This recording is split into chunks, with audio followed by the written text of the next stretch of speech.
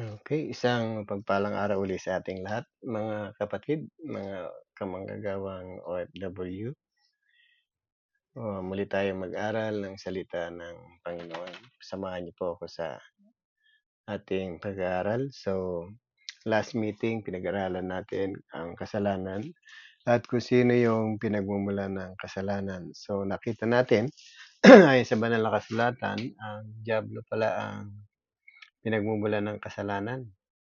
At maraming naging alipin ang diablo sa sanlibutan ito dahil sa mga paraan niya kung papaano magkasala ang isang tao. So, nasa episode 31 yung pinag-usapan natin na tao ay nagkakasala sa tatlong pamamaraan ng diablo. Ito yung lust of the flesh, lust of the eyes, and pride of life. So, episode 32 na po tayo. Pag-usapan natin. So, ano ba yung mga nagiging dahilan bakit po tayo nagkakasala? So, pag-usapan natin kaunti yung mga bagay at anong paraan ba tayo nagkakasala.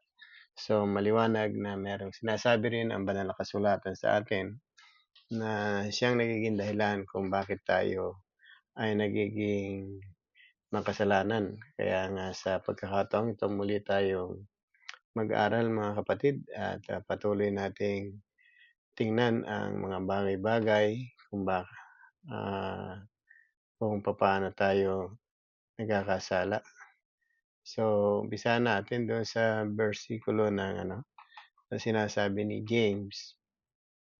Sabi ni James sa chapter 3 verse 2. Sabi rito ni James, kung titingnan natin dito, ang sabi, tayong lahat ay nagkakamali sa iba't ibang paraan. Ang sinumang hindi nagkakamali sa kanilang pananalita ay isang taong ganap at marunong magpigil sa sarili. Verse 3, kapag nilagyan ng renda ang bibig ng kabayo, ito ay napapasunod din at napapabaling saan man niya naisin. Verse 4, ngunit ang barko, kahit na ito ay malaki at itinutulak ng malakas na hangin, na ibabaling ito saan man naisin ng piloto sa pamamagitan ng isang napakaliit na timon. Ganyan din ang dila ng tao. Maliit na bahagi lamang ng katawan, ngunit napakalaki ang ipinagyayabang. Isipin lamang ninyo kung paano naglalagablab ang napaglalagablab ng isang maliit na apoy ang isang malawak na kagubatan. At ang sabi sa verse 6, ito yung matindi rito, sabi nga, ang dila ay parang apoy, isang daigdig ng kasamaan, nagpaparumi sa buong pagkatao. Ang apoy na ito ay mula sa impyerno at sinusunog ang lahat sa buhay ng tao. So, ang dila pala ay parang apoy. Ang sabi nga, isang daigdig ng kasamaan. Kung titingnan natin, maliwanag ang sinasabi ni James dito na sa pamamagitan ng pananalita, tayo malimit magkasala. At totoo naman yon at alam natin na marami na tayo na-experience na na-experience na kasalanan sa pamamagitan ng pagsasalita. So, minsan ang pagsasalita natin ay hindi natin iniisip muna kung ano yung magiging sanhi sa mga taong makakarinig nito. At minsan, kahit tama yung sasabihin natin, mali naman yung paraan kung paano natin sabihin. And then, nagre-resulta pa rin ito ng pag-aaway, pagkakaroon ng misunderstanding kasi mali po yung paraan. So, dila po ang nagiging dahilan pala. Kaya nga sa atin, anuman ang ginagawa natin, anuman ang ating kalalagayan, so laging pinaalahanan tayo ng banal na kasulatan, especially ng Panginoon, yung mga dahilan kung bakit tayo nagkakasala. So, pinag-uusapan natin kasi rito yung kasalanan. At alam natin na ang kasalanan ay isang dahilan kung bakit tayo hindi makakalugod o makakaabot sa kaluwalhatian ng Diyos. At sa pamamagitan ng pag-aaral, sa pamamagitan ng banal na kasulatan, nakikita natin ngayon na maraming pagkakataon sa buhay natin na hindi tayo nakalulugod sa Panginoon. Una sa lahat sa pamamagitan ng pagsasalita, sabi nga rito, tayong lahat ay nagkakamali sa iba't ibang paraan. At ang sinumang hindi nagkakamali sa kanyang pananalita, isang taong ganap at marunong magpigil sa sarili. So dito parang sinasabi rito, the more you talk, the more you commit sin, the less you talk, less sin din. So kung titingnan natin kung kaya nating pigilin ang dila natin, so maiiwasan din natin na tayo ay magkasala. Kaya nga yung pagsisinungaling sa dila yan nagsisimula. Yung panglalait sa kapwa, nagmumula rin yan sa pananalita. Kaya maraming pagkakataon sa buhay ng mga tao, kahit ang mga Kristiyano man din, ay patuloy na nakagagawa ng kasalanan ito.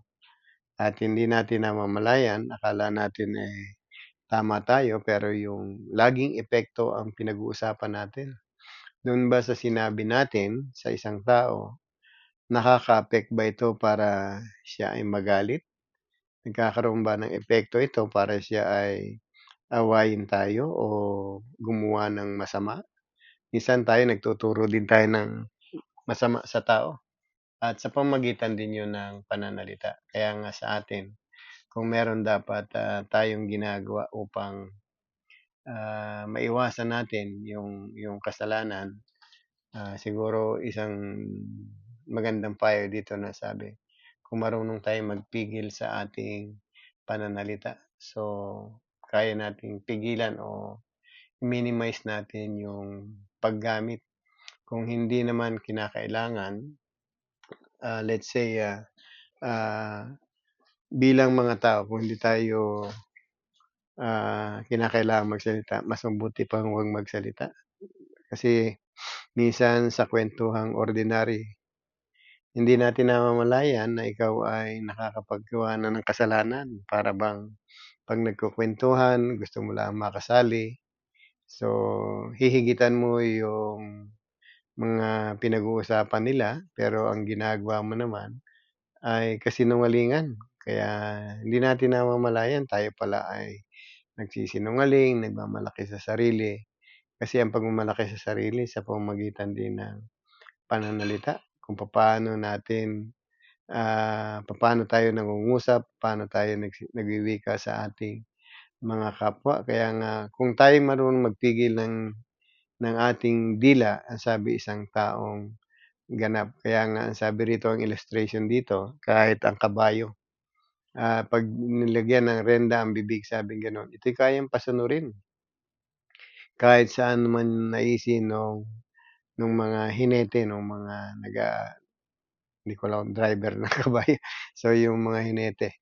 So titingnan natin kahit gaano kalaki rin ang barko, kaya din niyang, palikuin sa pamamagitan ng isang maliit na timon. So para ding dila, ang sabi rito, kung gaano man kaliit ang dila natin sa parte ng katawan natin, grabe yung nagiging epekto ng dila na ito para tayo ay mapasama, mapahamak, maging masama at lalong higit ay makagawa ng kasalanan sa ating Panginoon. Kaya nga sabi nga do'n sa verse 5, ganyan ang dila ng tao, maliit na bahagi lamang ng katawan ngunit napakalaki ng mga ipinagyayabang. So yung kapalaluan, yung kayabangan, isang, sign yan na tayo ay alipin ng kasalanan.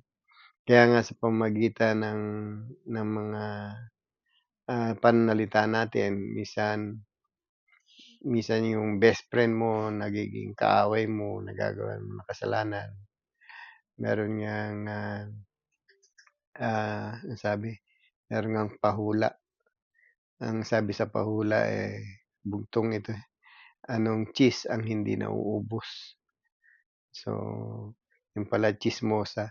So, napakaraming tao ang nagiging tsismoso, tsismosa na Ang pinag-uusapan nila yung mga taong gusto nilang sirain, gusto nilang pagtawanan, gusto nilang ibaba yung moral. Kaya nga dun sa mga tsismoso-tsismosa, dila rin ang ginagamit nila para ipagkalat nila yung kasamaan ng isang tao. Wala pong tsismosa na ano, ang binabanggit ay kabutihan. Marami po ang nagiging tsismosa na ang inilalako nila yung kasamaan, karumihan, yung kahinaan ng isang tao, mga kapintasan. So, yun yung kanilang nagiging ah, gawain. Kaya nga do'n sa mga tsismoso-tsismosa, mas malimit silang magkasala dahil nga, ginagamit nilang method para sila'y magkasala o instrument ay yung kanilang dila. Kaya nga sa atin, kahit tayo'y maging Kristiyano na, minsan Kristiyano na tayo, bagamat, mabuti yung sinasabi natin, let's say, gumagamit tayo ng salita ng Diyos, pero ang approach naman natin do'n sa nilalapitan natin ay, hindi katanggap-tanggap. Para bang, bago ka mag-share ng words of God, minsan ang nangyayari para bang, jina-judge mo na muna sila bago mo sila bahagyanan ng salita ng ating Panginoon. At, sa pananalita rin tayo nakakagawa ng mga masasamang, ah, ah, impluwensiya sa tao. Kaya nga sabi rito, sa verse 5 pa rin, sabi nga, "Isipin na lamang ninyo kung papaano napalalagablab ng isang maliit na apoy ang isang malawak na kagubatan." So, ito'y, nagsisimula din sa isang maliit na bahagi ng kagubatan. Kaya nga inihahalin tulad pala yung dila natin sa isang maliit na apoy, sa isang maliit na timon o isang tali ng bibig ng sa kabayo. Kaya nga sa atin ang description ni James dito parang apoy, nakakasira, nakakasunog at ang, puwede niyang sirain ay hindi lamang yung ibang tao, kahit yung sarili niya. Ang unang nasisira once na tayo ay nagkakasala sa pamamagitan ng pananalita, yung sarili natin. Ang sabi nga, ang dila ay parang isang daigdig ng kasamaan, nagpaparumi sa ating buong pagkatao. So, totoo yun. Kaya maraming taong nagagalit sa atin dahil din sa ating, um, mga pananalita. So, puwede tayong maging dahilan kung bakit ang mga tao ay magkasala rin. Pero most of all kung sino yung unang nagiging, casualties sa pagsisinungaling natin, tayo yung ating sarili. So, kayang ibaba ng ating pananalita ang moral natin. Puwede tayong, mapahamak din sa pamamagitan din ng ating mga sinasabi. Kaya nga doon sa mga nakikita nating mga hearing, mga, ah, state witness, minsan, sa pamamagitan ng kanilang dila ay napapahamak yung mga maraming tao, kahit yung sarili niya napapahamak din kasi nga yung lumalabas sa bibig niya ang isang nagiging dahilan kung bakit siya parurusahan. Ibig sabihin, kung kaparusahan ang tatanggapin ng isang taong nagsasalita, malamang ang sinasabi nito, mga pawang kasinungalingan. Kaya nga tayo bilang mga Kristiyano na sana, ah, ang bili ni Paul sa bawat isa sa atin bilang mga Kristiyano, kahit tayo Kristiyano na kasi nagkakaroon pa rin tayo ng pagkakataong, mag-commit ng kasalanan sa pamamagitan ng salita. Kaya sabi ni Paul sa Ephesians 4:29, "Huwag kayong gumamit ng masamang salita kundi yung makapagpapalakas at angkop sa pagkakataon upang makapagdulot ng mabuti sa mga nakikinig." So, as a Christian, ito pala yung dapat, attitude natin. Papaano natin gagamitin yung dila natin sa mga taong nakikinig sa atin. Sabi, "Huwag kayong gumamit ng masasamang pananalita." So, nagagamit kasi natin yung masasamang panalita once na may nagsabi rin sa atin ito. At kung titingnan natin ang turo ng Panginoon sa atin, kung tayo ay, may gumagawa sa atin ng masama and then ginantihan mo ng masama, so magiging katulad natin sila. Kaya nga sabi ni Paul sa 1 Corinthians, ang sabi, magpigil kayo sa sarili at, magkaroon kayo ng ano, yung pagtiisan na lamang at palagpasin yung mga bagay na nakakasakit sa atin. Kaya nga napakabuti ng Panginoon. Dito tinuturo sa atin kung papaano tayo nagkakamali sa pamamagitan ng dila. Pero ipinaalam ito sa atin para hindi tayo patuloy na magkasala. At kung tayo ay nagkaroon ng pagkakataong mapatawad ng Panginoon, pinatawad na sa kasalanan and yet nagkakamali pa rin tayo. So, may paalala rin ng Panginoon sa atin kung paano natin gagamitin yung ating pananalita. Ang sabi nga rito, huwag kayong gumamit ng masamang salita, but instead o kundi yung makapagpapalakas at angkop sa pagkakataon upang makapagdulot ng mabuti sa mga nakikinig. So, ang dila pala natin may purpose. So, kung titingnan natin, para magdulot ng mabuti sa mga nakikinig. Kaya nga tayo, kung tayo mga Kristiyano na, isipin natin yung bawat salitang sasambitin natin. Or kung tayo man ay merong hindi naman natin harapang kausap yung ating mga kinakausap, let's say, kahit sa mga texting, yung pagte-text ng word. So, para ding nagsasalita tayo sa kanila. So, ingatan natin yung mga makakasama sa kanila, yung makapagdudulot sa kanila ng kahinaan ng kanilang pagkatao. Let's say, tulad ng pananampalataya. Kung kapatid mo sa Panginoon, ang kinakausap mo o tinetext mo, dapat sana yung laging makakapagdulot ng mabuti ang yung mga bagay na naririnig sa atin. So, kung titingnan natin ay ini-align tayo ng Panginoon dito sa bagay na ito kung papaano tayo gumamit ng pananalita. Kaya nga ang sabi, ah, sa verse 30, kasi kapag gumagamit tayo ng masasamang pananalita sa ating kapwa, ang Espiritu Santo ay nasasaktan din. Sabi, huwag niyo saktan ang kalooban ng Espiritu Santo, sapagkat iyan ang tatak ng Diyos sa inyo, ang katibayan ng katubusan pagdating ng takdang panahon. And verse 31, alisin na ninyo ang lahat ng sama ng loob, puot, galit.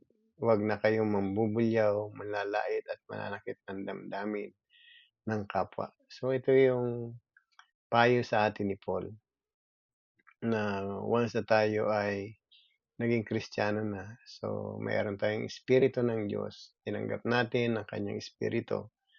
Ang bilin sa atin ay huwag saktan ang kalooban ng Espiritu. So, paano ba nasasaktan ang kalooban ng Espiritu? Kapag gumagamit tayo ng masasamang pananalita at ang salitang ibinibigay natin sa tao, yung nakapagdudulot ng kahinaan at nagdudulot ng ikasasama ng mga taong nakikinig sa atin. Pero maganda yung sabi sa 31 eh. Kaya nga sabi rito, alisin na ninyong lahat ang sama ng loob. Sama ng loob ay nasasaktan ng Espiritu Santo na tinanggap natin sa Panginoon. Kung parang kung titingnan natin, once na tayo nagkaroon ng sama ng loob sa isang kapwa, ang Espiritu Santo ang tinanggap ng mga believers, mga Christian, ay namimigati o nasasaktan ang kalooban. At hindi lamang yan, kung ang pinagsasabihan natin ng masama ay kapwa nating Kristiyano, sinasaktan din natin ang Espiritu Santo na tinanggap nila. Isang Espiritu ang tinanggap nating lahat. Kaya nga sabi, alisin niyo lahat ang sama ng loob, puot, galit. Kung titingnan natin, magkakatulad. sama ng loob, puot at galit. Kaya nga ibig sabihin, 'wag na tayong magtanim o 'wag na tayong, magkaroon ng pagkakataon ng kaaway at 'wag nating gamitin yung dila natin para saktan yung Espiritu Santo. So, dun nasasaktan ang Espiritu Santo. At ang sabi nga dun sa sumusunod, huwag kayong mambubulyaw, manlalait, mananakit ng damdamin ng kapwa. 'Pag sinabing nambubulyaw, naninigaw po tayo at dila rin ang ginagamit natin at pananalita rin ang nagiging dahilan kung bakit sila nakakarinig ng mga masasamang words sa atin sa pamamagitan ng pambubulyaw natin. Yung manlalait ng kapwa. So, isang dahilan din 'yan para, namimigati ang espiritu ng Diyos na tinanggap natin. Kaya nga kung tayo ay nananakit ng damdamin ng kapwa, nanlalait, so tandaan natin hindi natin nagagamit ng tama yung dila na ipinagkaloob ng Diyos sa atin. Kaya nga sabi, huwag kayong mambubulyaw, manlalait, mananakit ng damdamin ng kapwa. So ito pa yung isang maging sensitive tayong lahat. Minsan dahil sa familiarity, dahil kapatid natin, araw-araw natin kasama, magulang natin, asawa natin, minsan ang pananalita natin ay hindi natin namamalayan nakakasakit na pala ng damdamin. Maging magulang ka man o maging anak ka man, minsan yung sagot natin o yung sinasabi natin, nagdudulot ng sakit ng damdamin ng kapwa. So, yung sinaktan mo na yan, kung yan ay anak natin, hindi yan makikipag-argumento sa'yo ngayon. Pero pagdating ng panahon, sa kasasalita natin, napuno ang damdamin nila at nakapagbulalas na rin sila ng sama ng loob sa dami ng naipon nilang narinig sa iyo na nakakasakit sa kanila, ikaw rin magugulat na one day, sasaktan na rin yung damdamin mo ng iyong mga anak. Gano'n din sa asawa at mga kapatid. Minsan nagtitiis lamang yung, let's say, kapartner natin, hindi yan pumapatol dahil ayaw niya na magkaroon ng gulo. Pero 'pag dumating ang point na napuno din, talagang, makakarinig ka rin ng salitang makakasakit din sa'yo. Kaya nga bago tayo magsalita, kung tayo'y magtatanim ng mga bagay sa ating kapwa, hindi sana yung nakakasakit ng damdamin. So, ang dami natin puwedeng gawin. Puwede nating gamitin yung salita ng Diyos din at minsan sa maling paraan dahil gusto mo lang, makipagdebate, gusto mo lang, makipag-argumento, minsan yung words of God, bagamat ito ay mabuti na nagagamit natin sa sala dahil ang paraan natin ay hindi maganda. So, ang resulta, imbis na ma-bless sila dahil salita ng Diyos, nasasaktan natin yung mga damdamin nila. Kaya mahirap ang, basta-basta nagsasalita ng hindi mo na iniisip yung magiging resulta nung iyong sinasabi sa iyong kapwa.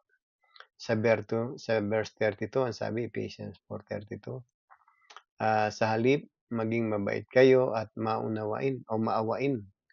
Mapagpatawad kayo sa isa't isa tulad ng pagpapatawad sa inyo ng Diyos dahil kay Kristo.